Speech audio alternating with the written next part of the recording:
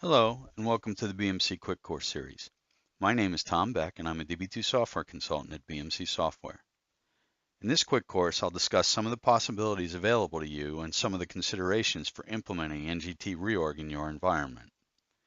This quick course is intended to be provocative and get you thinking differently about how and when you run reorgs in your environment. NGT Reorg is vastly different than traditional reorg utilities, and as such provides you with the possibility of a completely different maintenance paradigm to take full advantage of its capabilities. Some of the possibilities I cover today may seem extraordinary to you, but I can assure you some of our customers have implemented NGT Reorg in their shop using the same strategies we'll discuss today. Before we begin, it's important to note that this quick course is part of a larger series of quick courses covering a variety of NGT topics. Please refer to the other NGT quick courses for specific information on any of the topics shown here. Traditional reorg utilities have a reputation of being disruptive, sometimes causing application failures and outages even when they're successful.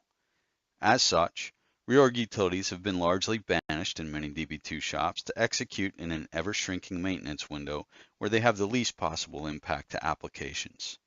Some DB2 shops still bring their applications down to perform reorg processing. Many DB2 shops no longer have a maintenance window at all now and execute reorgs where they'll have the least impact possible to their applications. Setting up reorg jobs often requires DBA intervention, scheduling, and decision-making for what can and cannot run during the window. NGT Reorg is far less disruptive and when properly implemented can help you improve application availability, minimize DBA involvement in decision-making, greatly reduce or eliminate application failures during reorgs, and help you achieve consistent peak application performance. Generally speaking, applications accessing optimized objects run faster, more efficiently, and are less costly than running applications accessing disorganized objects. Let's have a look at how reorg paradigms are evolving.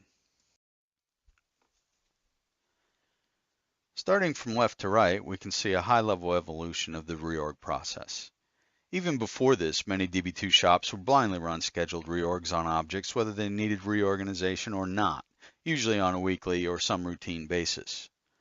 Most DB2 shops are beyond this and now use some kind of homegrown process or vendor product to generate jobs to perform their reorg processing based on object statistics and/or business policies.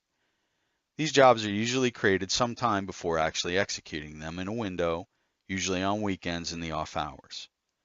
Many shops are using this type of reorg maintenance approach today in some fashion or another.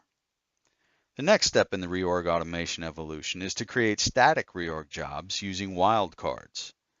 These static jobs would be far less disruptive, would be scheduled and execute outside of maintenance windows on a much greater frequency. Every object meeting the wildcard pattern in a reorg job would be analyzed for need using real-time statistics criteria and business policies as the job is executing, not hours or days in advance. These static reorg jobs using wildcard patterns would in turn reorganize only the objects necessary in real time. This approach to maintenance results in consistently optimized objects and peak application performance. Ultimately, we at BMC are working toward autonomic reorg processing where reorgs would occur without manual oversight or scheduled jobs to maintain your objects. Built-in real-time analysis and need-based execution is the next step in the reorg automation evolution, and this is what NGT Reorg and Utility Manager provide. Knowing and understanding your options is critically important to successfully implementing NGT Reorg in your environment. Let's see how NGT allows us to take the next step in the reorg automation evolution. First, we begin with extremely simple jobs like the one seen here. Let's assume we have a payroll application and all of the objects for the payroll application reside in two databases, payroll and paydb001. The JCL shown here will reorganize all of the objects in both of those databases or the entire payroll application. Defining the wildcard patterns to be used for your reorg jobs and creating the JCL is the first step to successfully implementing NGT Reorg in your environment. Wildcard patterns are materialized at execution time, so there's nothing to do if new objects are created or dropped within the scope of the specified wildcard pattern. Only objects existing at the time of execution are considered for reorg processing. You could also wildcard the database name itself as shown here to include all of the objects in both databases from the previous example. If you had additional databases beginning with P, A, Y, those databases would also be included for processing by this job. One thought about this job and the previous example is that it blindly reorganizes each and every object existing in any database matching the specified wildcard pattern. That's probably not what we want at all, as there's probably hundreds or even thousands of objects matching the wildcard pattern. Adding the RTS keyword tells NGT Reorg to use NGT Utility Manager. NGT Utility Manager uses the available IBM real-time statistics and business policies that you define to perform real-time, need-based analysis of each object matching the wildcard pattern. Now, if you had hundreds or thousands of objects matching the PAY wildcard pattern, you'll only reorganize what's necessary as defined by your criteria and only during acceptable times. For more detailed information using Utility Manager, please refer to our quick course on this topic. More than likely, you'll probably want to separate out a few reorg objects from being included in wildcard patterns. This is very easy with NGT Reorg. Simply specify the exclude keyword for the objects you don't want included as shown here. Excluding objects is typically done so they can be processed in other jobs due to size, application contention, or overall workload balancing. Whatever the reason, it's simple to exclude objects from being processed in matching wildcard patterns. Once you've defined your NGT Utility Manager criteria and static NGT Reorg jobs, you can then run them as often as you like.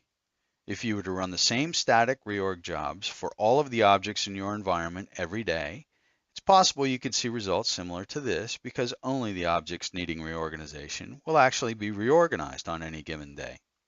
As a result, application performance remains consistently optimized throughout the week, and there's no gradual degradation throughout the week. Notice the low number of objects actually reorganized on any given day, and the different number of objects selected each day. Typically, different objects are reorganized each day, but you can certainly monitor processing and make appropriate modifications to control how frequently an object is processed by tweaking its NGT Utility Manager criteria or free space parameters.